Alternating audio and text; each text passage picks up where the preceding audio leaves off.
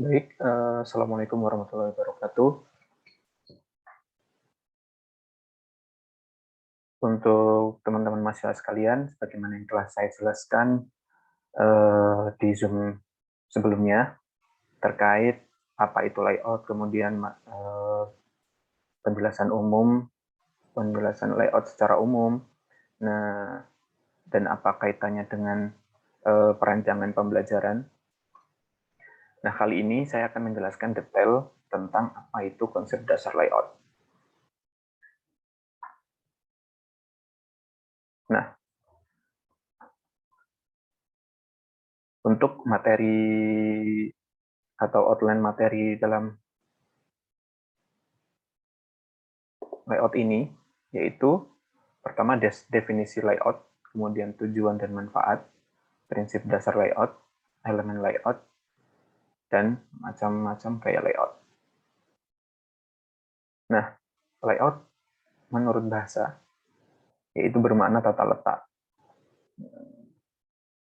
Kemudian, jika menurut istilah, layout berarti kegiatan menyusun, menata, mengatur, dan mengkombinasikan unsur-unsur komunikasi grafis yang meliputi teks, gambar, bidang, dan elemen desain menjadi tampilan visual yang estetis, menarik, dan persuasif.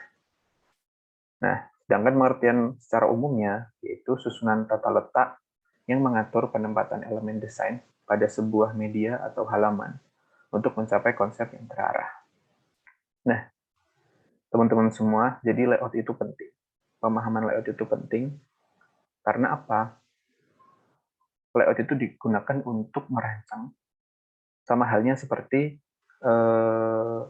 arsitek atau penata bangunan. Dia perlu ilmu agar bangunan tersebut kokoh ataupun secara visual menjadi menarik. Nah, sama halnya dengan layout ini. Jika kita kontekskan, jadi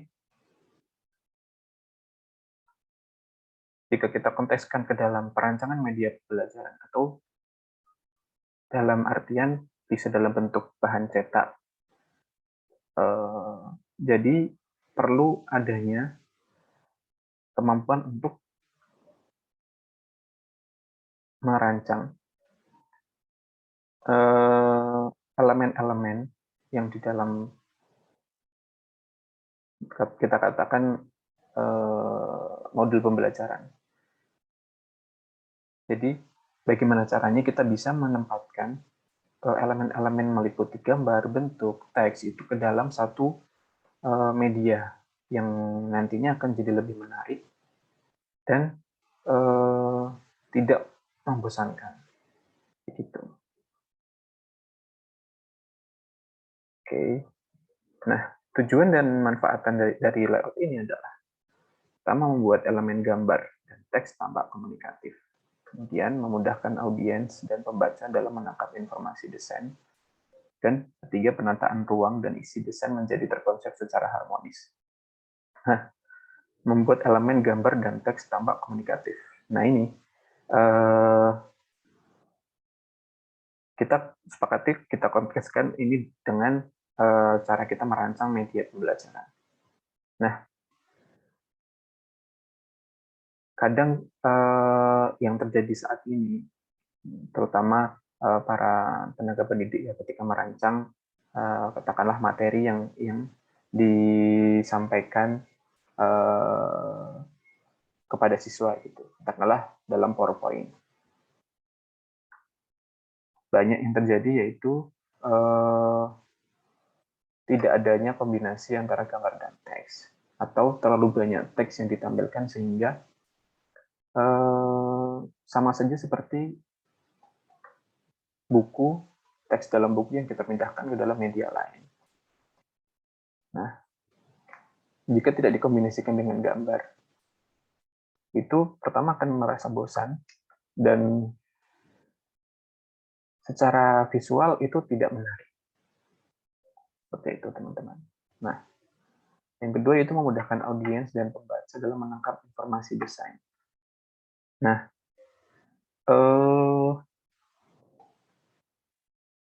jadi secara keseluruhan itu penempatan letak teks, kemudian gambar yang tidak berjauhan, kemudian secara keseluruhan itu penggunaan layout yang serasi, yang dari segi komposisi itu bagus, itu akan mudah dipahami oleh si pembaca.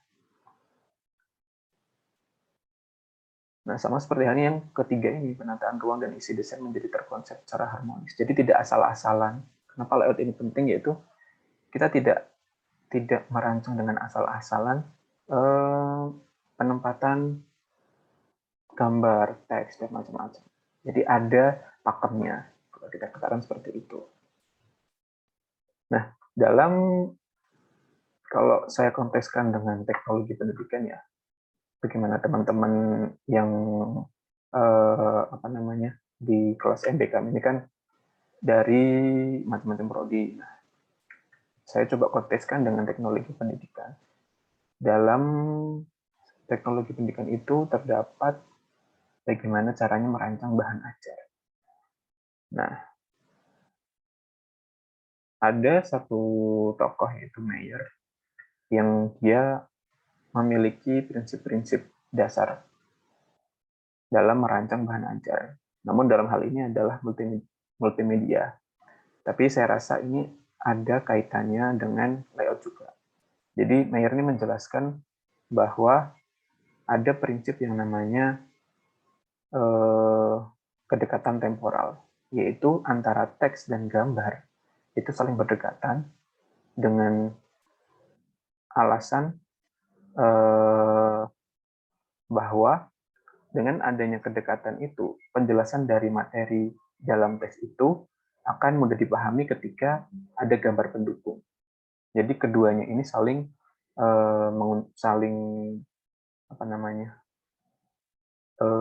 berkesinambungan. Jadi tidak hanya sekedar gambar saja, tapi ada maksud atau gambar ini digunakan untuk menguatkan apa yang dijelaskan dalam teks tersebut. Nah, itu dia tujuan dan manfaat layout. Jadi teman-teman yang dari prodi lain ini kan banyak ya, ada yang IPA atau yang semuanya ini kan ranahnya pendidikan. Nah, jadi ketika teman-teman semua itu merancang nantinya jika jadi guru, katakanlah apalagi dengan situasi pembelajaran yang masih daring seperti ini, teman-teman sekalian bisa merancang materi atau bahan ajar yang digunakan untuk dipelajari siswa itu dengan tampilan yang sangat menarik, dengan memanfaatkan prinsip-prinsip dalam layout. Seperti itu. Jadi, agar siswa tidak bosan dan menarik juga untuk tetap dipelajari atau tetap digunakan bahan ajar tersebut. Nah, itu tujuan dan manfaat layout. Selanjutnya, seperti yang saya katakan tadi, ada prinsip dasar dalam layout. Nah, penjelasannya adalah dalam membuat konsep layout, yaitu perlu memperhatikan komponen-komponen terlebih dahulu. Hal ini mengacu pada prinsip dasar layout. Nah, apa aja itu prinsip-prinsip dasar layout? Yaitu ada keseimbangan atau balance, kemudian irama, rhythm, titik berat atau empasis, kesatuan atau unity, proporsi, kemudian kontras. Nah, jika teman-teman sebelumnya di pertemuan sebelumnya itu dijelaskan prinsip-prinsip dasar desain, memang ada kemiripan antara prinsip dasar layout dan prinsip dasar desain. Nah, menurut saya layout itu adalah bagian dari desain, dan desain itu adalah bagaimana kita untuk merancang visual yang bagus dengan menggunakan prinsip-prinsip dasarnya. Sama juga halnya dengan layout. Itu gimana caranya kita merancang sebuah produk grafis. Nah, dalam artian ini medianya itu media cetak atau media yang lain yang sesuai dengan prinsip-prinsip dasar layout. Nah, yang ada 5 ini. Gitu. Nah, saya akan jelaskan nanti masing-masing prinsip tersebut. Pertama yaitu prinsip balance. Nah, seperti kita lihat di gambar ya. Jadi komposisinya itu seimbang antara gambar dan teks. Nah, keseimbangan menjadi porsi ukuran setiap bagian layout dalam ruang desain. Ukuran yang seimbang akan mempermudah audiens dalam membaca dan merasakan sesuatu yang ditangkap. Nah, dalam prinsip balance ini terdapat dua jenis, yaitu symmetric balance dan asymmetric balance. Nah, symmetric itu lebih ke kuat, dan yang asymmetric itu lebih ke variatif dan bergerak. Nah, jadi tidak mesti simetris antara kiri dan kanan, itu bisa juga dikombinasikan dengan asymmetric balance. Nah, yang di dalam contoh ini adalah sebuah buku, yaitu menggunakan prinsip yang mana layoutnya menggunakan prinsip keseimbangan.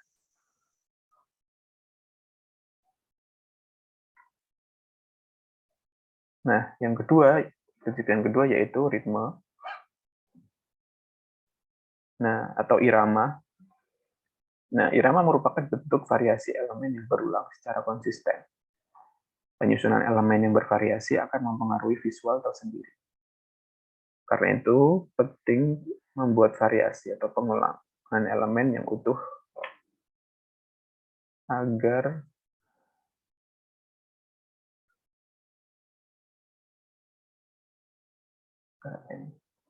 tidak tampak membosankan.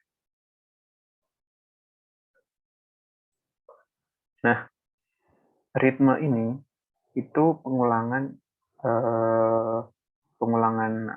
bentuk atau pengulangan layout dengan bentuk yang sama seperti yang ada di gambar ini. Jadi penjelasan materi dengan bentuk yang sama itu adalah ciri dari ritme atau irama. Nah, dalam konsep gambarnya ini kan dia memiliki bentuk yang sama ya. Seperti itu. Biasanya ini digunakan untuk misalnya penempatan balet-balet poin-poin, itu bisa digunakan dengan ritme ini, dengan prinsip irama ini, untuk menyajikan materi dalam, katakanlah, baik itu PowerPoint atau media cetak, buku, modul, dan lain sebagainya. Jadi ini penting juga untuk digunakan.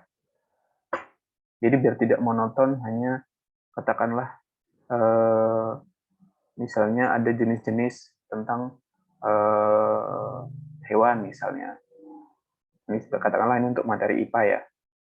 Nah, kalau hanya disajikan dengan bullet poin-poin dalam teks saja tanpa ada kombinasi gambar dan bentuk seperti pada contoh ini, maka media tersebut akan menjadi membosankan dan siswa akan cenderung bosan untuk mempelajari hal itu. Dan dari segi visual juga kurang menarik. Seperti itu. Nah, itu untuk prinsip irama. Nah, ada juga prinsip embasis atau penekanan atau titik berat. Nah, sebuah desain harus tampak persuasif dengan cara menambahkan titik berat pada ruang tertentu. Tujuan dari titik berat ini adalah memicu daya tarik kepada audiens saat melihat atau membaca karya desain.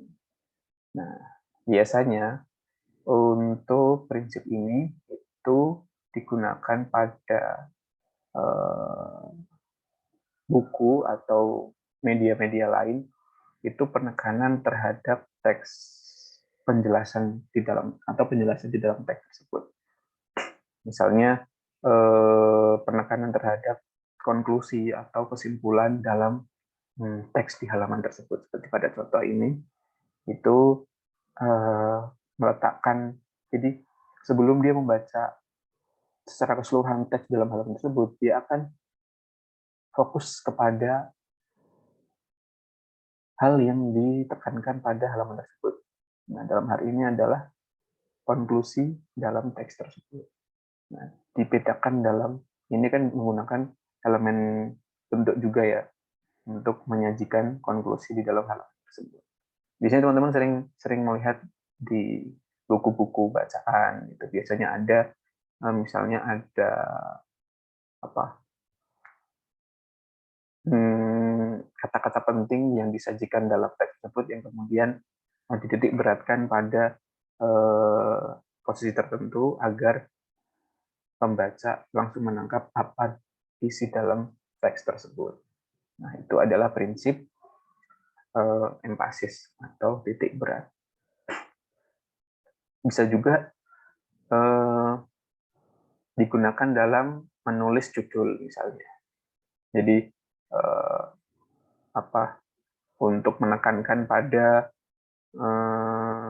satu kata dalam judul misalnya dibedakan jadi 2 warna seperti itu. Misalnya untuk menjelaskan betapa pentingnya materi dalam buku ini itu ditekankan pada judul yang memberikan ada pesan bahwa bacaan ini penting seperti itu. Itu bisa juga. Nah, selanjutnya adalah unity atau kesatuan.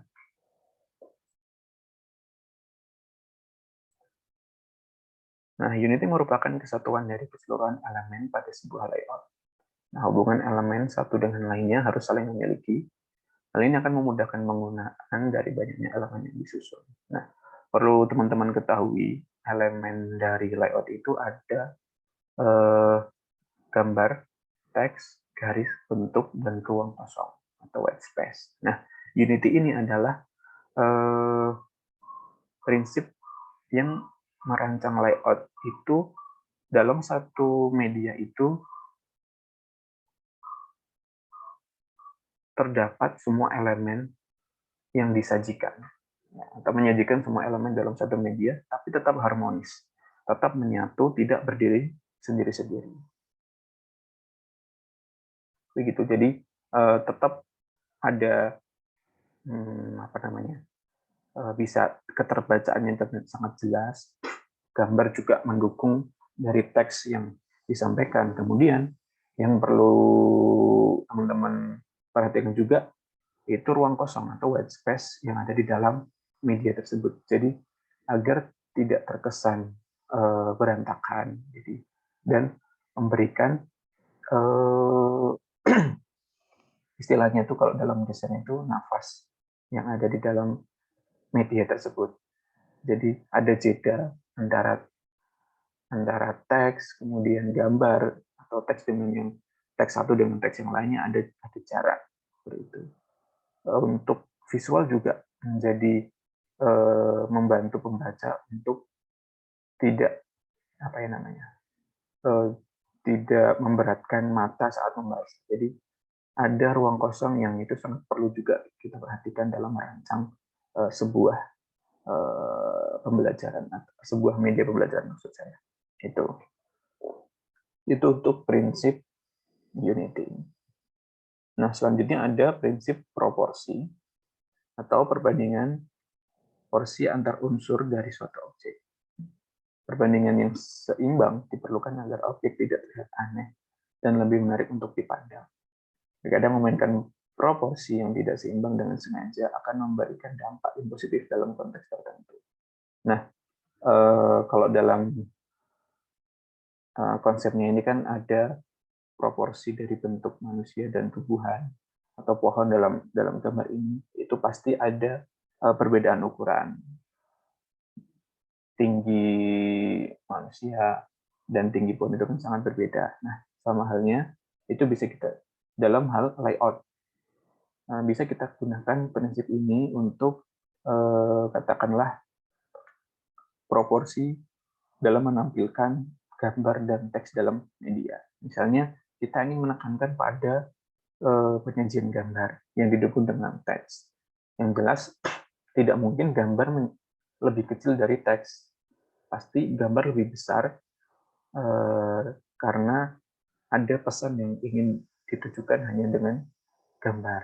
Nah, teks yang ada di sampingnya atau yang disajikan tersebut hanya sebagai penjelasan atau deskripsi untuk membantu memahami gambar yang ingin disajikan seperti itu. Atau penempatan judul, misalnya kalau dalam cover buku itu kan Tidak mungkin judul lebih besar dari gambar yang disajikan dalam cover. Pasti ada proporsi, ada perbedaan antara ukuran judul dan gambar. Atau juga judul dengan subjudul. Pastikan ada perbedaan. Ada headline yang fungsinya untuk ditampilkan untuk menarik perhatian si pembaca. Nah, subjudulnya itu biasanya penjelasan singkat dari penjelasan lanjutan dari judul tersebut. Seperti itu. Nah, ini ada bentuk juga dari proporsi itu seperti apa kombinasinya. Itu. Nah, contohnya ini ada di sini. Ini ada penjelasan terkait gambar yang disajikan. Seperti itu. Ini untuk prinsip proporsi. Nah, selanjutnya ada prinsip kontras. Ini yang sangat penting juga dalam merancang sebuah media yang menggunakan prinsip layout kontras. Nah, kontras adalah penyusunan dari dua unsur yang saling tumpang tindih, yaitu terang melawan gelap atau tekstur lembut disandingkan dengan tekstur kasar. Nah, ketidakselarasan ini justru membangun harmoni tersendiri, karena keduanya saling melengkapi satu sama lain. Nah, kontras berhubungan dekat dengan unsur gelap dan terang. Kontras sering digunakan untuk membangun gaya komunikasi, ironi. Kontras juga merupakan salah satu prinsip yang sering digunakan untuk membangun penekanan. Nah, ini ada kaitannya juga dengan empasis tadi ya, atau titik berat. Nah, dalam kontras ini selain gelap dan terang, itu juga kalau kita gunakan warna dalam media tersebut, kita perlu merancang layout dengan menyajikan kombinasi warna yang solid, yang kontras. Misalnya warna keseluruhan itu terang, nah tulisan yang ada itu harus gelap, tidak boleh menyatu dengan warna keseluruhan. Jadi ada kontras warna di situ. Ini juga membantu keterbacaan teks dan memudahkan si pembaca ya untuk memahami teks di dalam media tersebut. Jadi tidak menyusahkan pembaca gitu. Jadi ini penting juga kontras, ini menurut saya prinsip yang sangat penting di dalam merancang media. Seperti itu. Nah, keenam prinsip ini itu bisa digunakan secara bersamaan dalam merancang sebuah media. Dalam prinsip tersebut ada tidak hanya berdiri sendiri. Jadi bisa juga teman-teman merancang dengan memilih salah satu prinsip tersebut atau mengkombinasikan prinsip satu dengan prinsip lain. Itu bisa, teman-teman. Itu. Jadi sekali lagi, jadi teman-teman bisa merancang sebuah media pembelajaran atau sebuah media itu dengan menggunakan prinsip atau mengkombinasikan antara prinsip satu dengan yang lain. Jadi tidak hanya merancang dengan satu prinsip saja. Gitu. Boleh jika teman-teman hanya memilih salah satu, boleh juga teman-teman mengkombinasikan seperti tadi kombinasi kontras dengan empasis, kemudian misal katakanlah prinsip unity dengan prinsip balance seperti itu.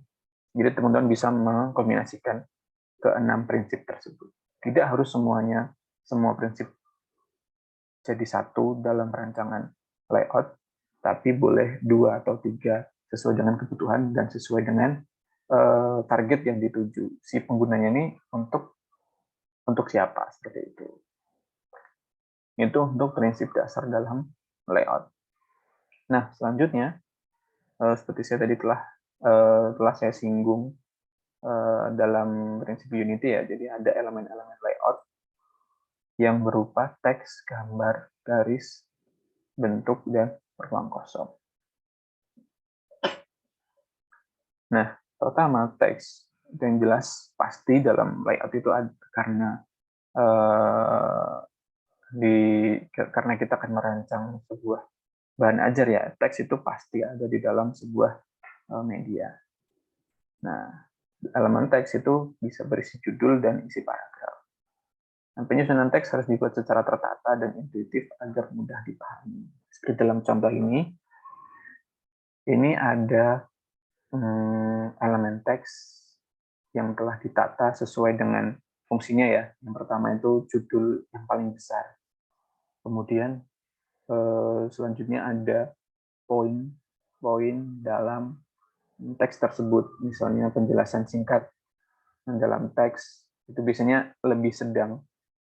Nah, kemudian ada teks secara detail itu lebih kecil ukurannya. Nah, ini adalah elemen teks di dalam layout itu. Itu kemudian ada gambar, elemen gambar. Ini berupa foto dan visual yang lain seperti ilustrasi, itu. Nah, akan mendukung pemetaan teks dalam mengkomunikasikan pesan tertentu. Dengan elemen gambar, audiens akan melibatkan pemikiran dan emosi mereka. Seperti dalam contoh ini kan, ada materi tentang infografis mengenai camping. Nah, ini saya beri contoh ini. Misalnya ada kombinasi gambar dan teks di sini, yaitu penjelasan terkait kebutuhan dalam camping itu apa saja, kemudian penjelasan terkait camping. Nah, itu semua dikombinasikan dalam elemen teks dan elemen gambar. Jadi ada kesinambungan antara kedua elemen tersebut. Nah, gambar untuk membantu teks, ataupun begitupun juga sebaliknya, teks untuk membantu penjelasan gambar tersebut. Itu elemen gambar. Selanjutnya elemen garis. Itu elemen ini dapat digunakan untuk membagi atau memetakan bagian layout. Garis juga dapat dipakai untuk membuat penekanan pada teks. Itu dalam contoh ya. Jadi misalnya elemen garis itu untuk membagi kolom 1, kolom 2, ada pembatas agar tidak kalau teks itu tidak saling berdempetan antara yang katakanlah paragraf 1 kemudian paragraf 2 atau penjelasan A dan penjelasan B itu ada jeda dengan bisa menggunakan elemen garis untuk membatasi kedua teks tersebut atau justru untuk penekanan itu dalam misalnya judul penekanan dalam satu kalimat judul itu ada satu kata yang ingin ditekankan, itu bisa menggunakan elemen garis seperti itu teman-teman. Nah, selanjutnya ada elemen bentuk, yang mana dengan elemen ini desain tata letak akan semakin kreatif. Penambahan bentuk yang baik, tampilan akan tampak berisi dan memiliki ciri yang identik. Bentuk dapat berupa lingkaran dan persegi panjang, tetapi ada banyak cara untuk beradaptasi dengan bentuk. Seperti halnya dalam materi yang contoh materi ini ya, itu misalnya nih penjelasan tentang konsep ikigai dalam menemukan motivasi hidup. Itu jika hanya hanya dalam teks saja itu mungkin memerlukan banyak space untuk penjelasan panjang, dan yang pasti butuh effort untuk memahami teks tersebut. Nah, itu bisa ditanggulangi dengan menggunakan elemen bentuk, yang mana di dalam contoh ini itu bentuk lingkaran yang saling berhubung untuk menjelaskan konsep ikigai, yang mana itu jadi materi utama yang berhubungan dengan kehidupan manusia. Misalnya di dalam ikigai itu ada passion, mission, profession, vacation, dan semuanya. Ini pesan yang ingin disampaikan bahwa semuanya itu berkesinambungan. Nah, itu bisa diwakilkan dengan penggunaan bentuk yang dikombinasikan. Jadi si pembaca akan tahu apa itu konsep ikigai dengan hanya melihat penjelasan yang dibantu dengan elemen bentuk seperti itu. Jadi lebih tidak memakan banyak waktu untuk memahami teks, karena sangat sangat sederhana dan mudah dipahami dengan bantuan elemen ini. Itu adalah elemen bentuk. Nah, selanjutnya adalah elemen ruang kosong. Ini yang sering sekali banyak disepelekan oleh beberapa teman-teman atau beberapa perancang atau beberapa orang yang merancang suatu bahan ajar ya. Misalnya terlalu banyak teks, kemudian memakan semua space yang ada dalam satu layar misalnya. Yang mana itu sangat tidak efektif jika digunakan. Nah, apa itu white space atau ruang kosong? Yaitu penambahan ruang di antara bagian tata letak. Ruang kosong harus diperhatikan dan terkonsep untuk mencegah pengguna saat merevisi desain. White space diperlukan untuk memberikan jeda pada mata agar mata tidak terlalu lelah melihat desain yang terlalu padat. Maaf nih teman-teman ya, ada sedikit miss. Nah, jadi ruang kosong itu penting untuk memberikan jeda si pembaca dalam membaca teks atau melihat keseluruhan si dalam media tersebut. Misalnya ada kombinasi gambar dan teks seperti itu. Jika terlalu padat, pasti kita akan melihat first impression-nya aja akan sangat tidak menarik karena terlalu banyak ruang yang digunakan sehingga tidak ada jeda antara elemen satu dan elemen yang lain atau elemen teks dengan gambar. Seperti itu. Nah, seperti dalam contoh ini ada ruang kosong. Kalau dalam tata letak visual juga sangat mendukung ya, jadi membuat tampilan lebih menarik, tidak terkesan ruwet atau berantakan seperti itu. Jadi perlu juga dipahami elemen ruang kosong. Jadi bukan hanya ruang kosong itu bukan elemen sepele, itu justru elemen penting dalam merancang sebuah media. Seperti itu. Ini adalah elemen white space atau ruang kosong. Nah, dari kelima elemen tadi, ada tokoh namanya Graham Davis, yaitu bisa kita sebut ahli dalam layout lah ya, terutama dalam media cetak. Penggunaan kelima tadi, menurut Davis, itu dapat diekspresikan ke dalam berbagai style atau gaya atau dalam merancang sebuah bahan ajar atau merancang sebuah media, baik itu media cetak atau media-media yang lain. Nah, ada macam-macam stylenya. Ternyata yang kita lihat, misalnya kita melihat dalam tampilan majalah, itu kan ada berbagai macam bentuk ya, penempatan gambar dan teks, kombinasinya seperti apa. Ternyata menurut Graham Davis itu ada style-style yang penting juga untuk kita pelajari. Nah, terdapat 9 gaya atau style atau jenis yang dirancang oleh Graham Davis. Nah, pertama yaitu style konvensional. Nah, apa itu style konvensional? Yaitu menampilkan kesan padat dengan pilihan teks yang berat. Headlines diletakkan di atas kiri, sedangkan gambar diletakkan di bawah. Style tersebut terkesan sederhana dan formal. Nah, konsepnya itu seperti yang di bawah itu ya, teman-teman. Itu ada perancangan dari Graham Davis. Itu penempatan teks yang berat dalam artian proporsi teks lebih banyak dari gambar.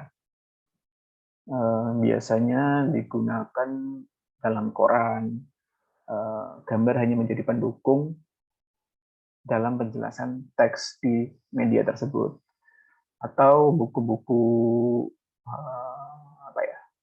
biasanya buku-buku cetak, buku-buku teori atau buku-buku pelajaran itu yang mana perlu membutuhkan banyak space untuk peletakan teks dan hanya space sedikit atau ruang sedikit untuk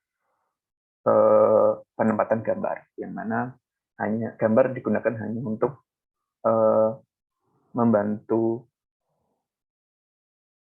memahami penjelasan di dalam teks tersebut.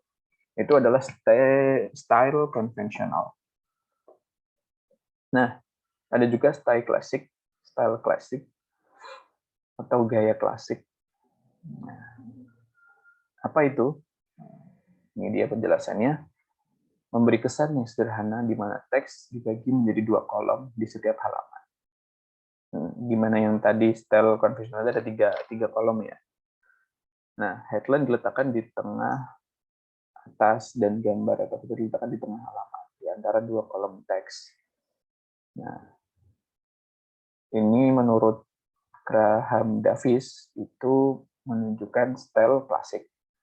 Seperti itu. Jika pakemnya dari Graham Davis seperti di gambar yang di bawah itu, di bawah ini ya teman-teman, judul di tengah, kemudian teksnya terdiri dari 2 kolom, kemudian ada gambar di tengah-tengah 2 kolom tersebut. Kalau contoh dalam saya ambil ini contoh majalah. Nah, saya kira ini mendekati style klasik dari Graham Davis. Itu 2 kolom, kemudian ada empasis juga ya, ada penekanan. Judul agak sedikit di tengah ini. Nah, ini ada foto atau gambar yang berguna untuk membantu memahami penjelasan di dalam teks. Itu style klasik. Nah, selanjutnya ada style modern, yaitu menggunakan susunan teks melebar, di mana cukup ada 1 kolom pada 1 halaman. Oleh karena itu digunakan leading atau jarak antar baris yang lebar. Demikian juga jarak antara karakter yang dilebarkan untuk memudahkan pembacaan. Nah, berbeda dengan 2 style sebelumnya yang menggunakan 3 kolom dan 2 kolom, style modern itu menggunakan 1 kolom saja, tetapi jarak antara teks itu lebih longgar ya, lebih renggang. Nah, ini berguna untuk memudahkan atau pembaca terkesan mudah memahami teks atau tidak lelah dalam membaca teks yang disajikan. Karena ini juga penting teman-teman, jadi penggunaan jarak yang longgar ketika kita menggunakan style seperti ini. Nah, dalam contoh di atas itu, ini adalah majalah yang saya kira ini menggunakan style modern ya. Jadi 1 kolom dan jaraknya renggang. Kemudian penempatan gambar juga ada space sendiri, tidak seperti yang sebelumnya yaitu ada letaknya di tengah. Seperti itu. Ini contoh majalah. Nah, teman-teman juga bisa merancang bahan ajar yang menggunakan prinsip ini. Misalnya ini gambar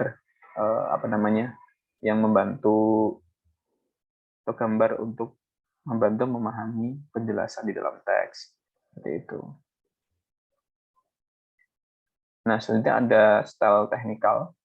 Itu bentuk layout yang menampilkan gaya teknis dengan blok-blok berbentuk siku dengan garis di antara kolom.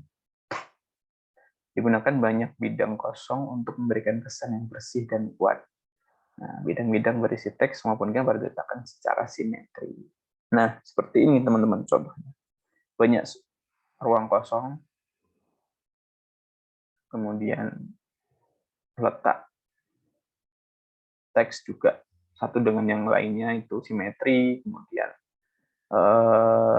letak gambar dan teks juga simetri secara peletakannya, dan banyak ruang-ruang kosong. Nah, ini teman-teman, perlunya elemen ruang kosong dalam merancang sebuah bahan ajar ya, atau merancang sebuah media. Dalam hal ini media cetak. Ini teman-teman bisa lihat bahwa banyak sekali elemen teks di media ini ya, di majalah ini.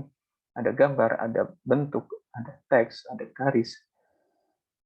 dan semuanya terlihat serasi dan komposisinya sangat ideal dan secara look juga menarik, tidak terkesan terlalu rapat, tidak terkesan terlalu semrawut atau acak-acakan. Ini tetap tetap bisa enak dipandang walaupun banyak menampilkan elemen-elemen dalam satu ruang ini. Inilah pentingnya ruang kosong ya, atau white space. Itu teman-teman. Ini style technical. Nah, selanjutnya adalah style agresif. Nah, yaitu headline dan teks berukuran besar dan bergaris bawah serta menggunakan jarak antar baris yang lebih lebar. Bidang-bidang berwarna abu-abu tersebut diisi gambar atau foto yang tampil secara eksklusif dan berperan sebagai ilustrasi atau sekedar dekorasi ruangan. Nah, ini maksudnya teman-teman. Ini tuh peletakan gambar itu diletakkan acak-acakan. Bukan dalam artian acak-acakan apa ya? Kalau di style sebelumnya kan simetri ya antara gambar dan teks, itu letaknya simetri. Ini sangat tidak beraturan, tapi tetap enak untuk dipandang.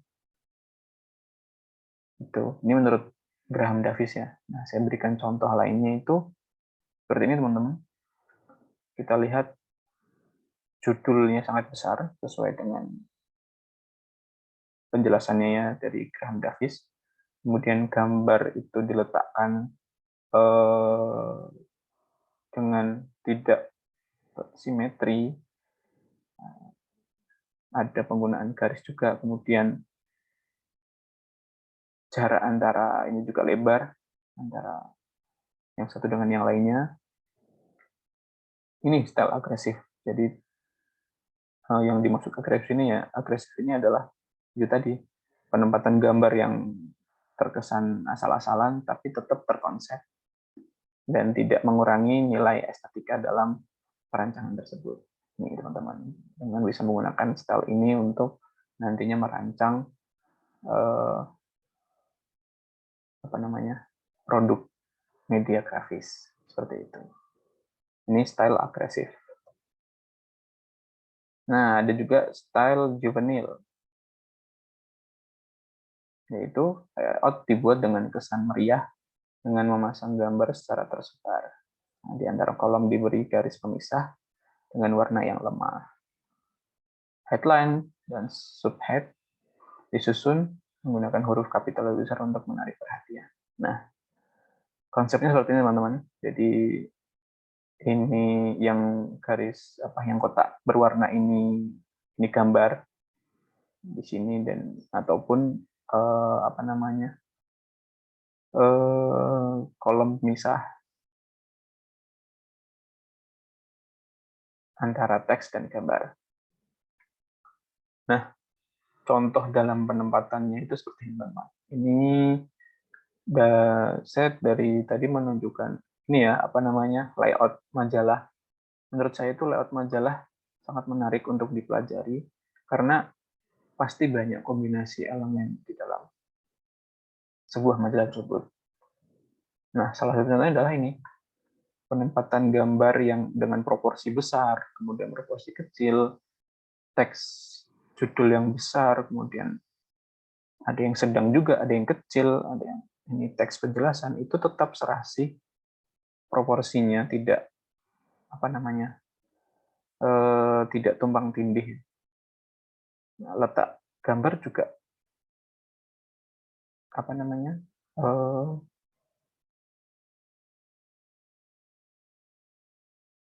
letak gambar ini sama seperti penjelasan tadi ya, jadi ada yang di atas, ada yang di samping, ada yang satu halaman penuh, dan penggunaan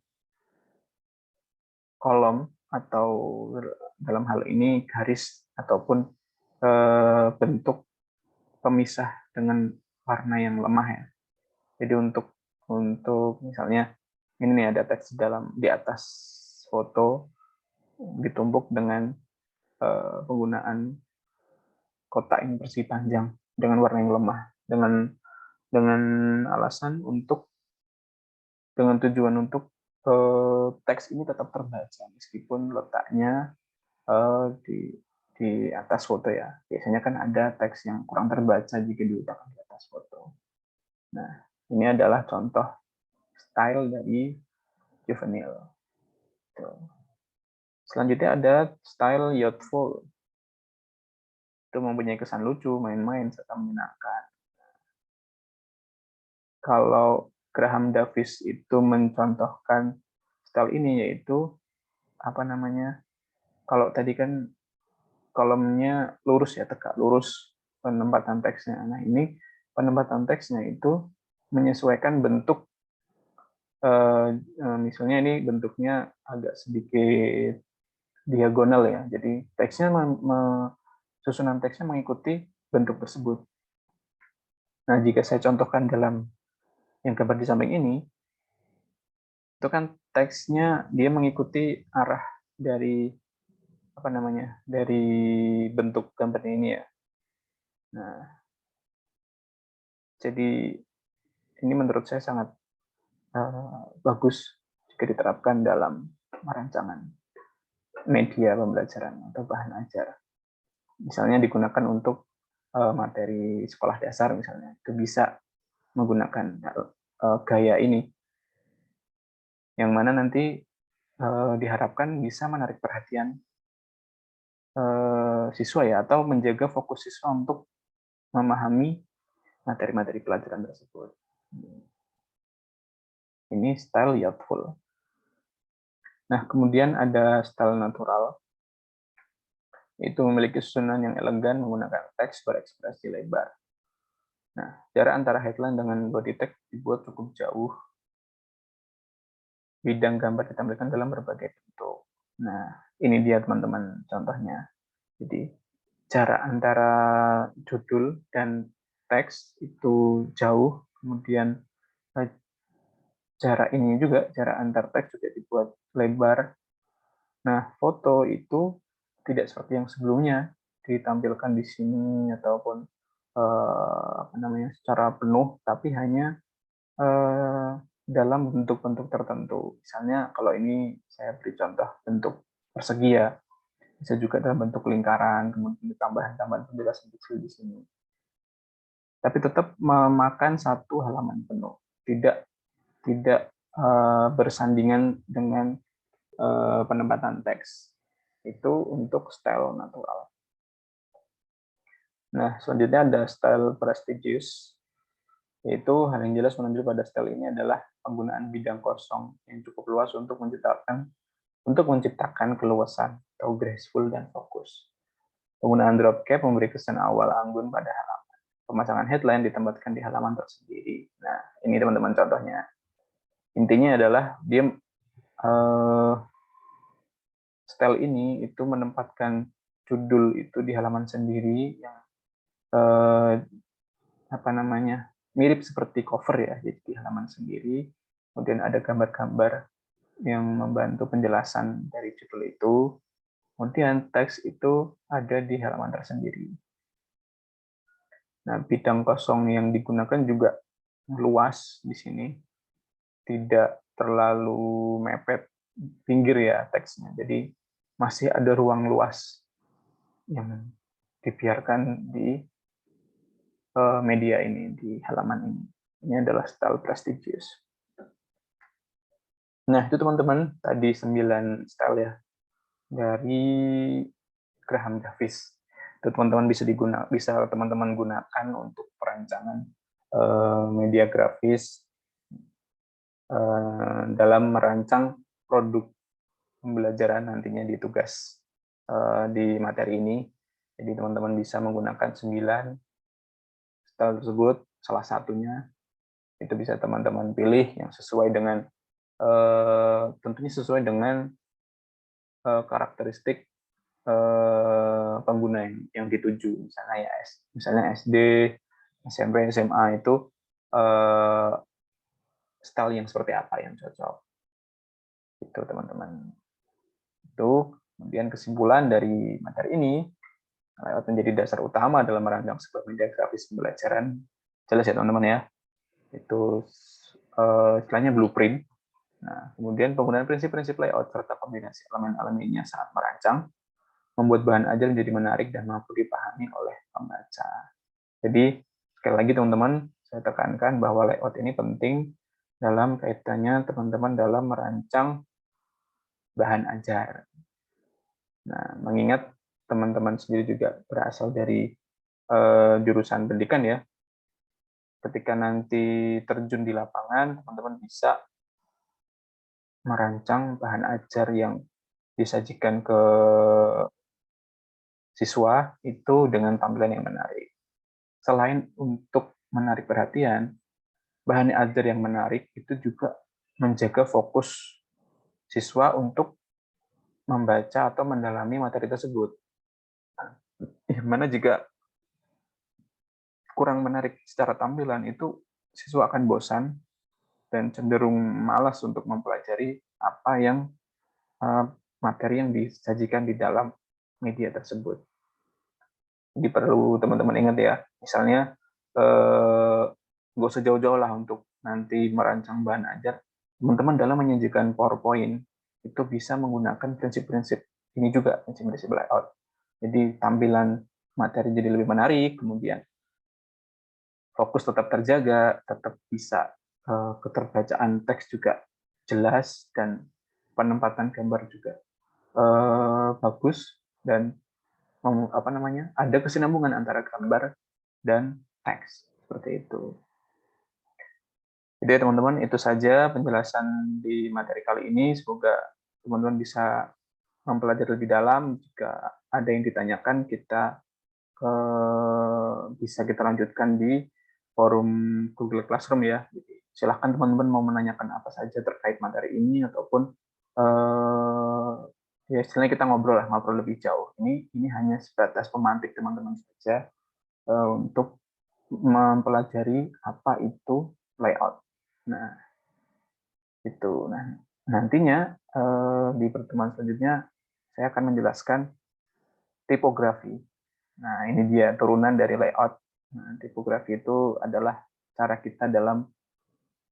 kita menentukan jenis-jenis font seperti apa yang sesuai dengan karakteristik pembaca. Nah, begitu teman-teman. Sekian. Assalamualaikum warahmatullahi wabarakatuh.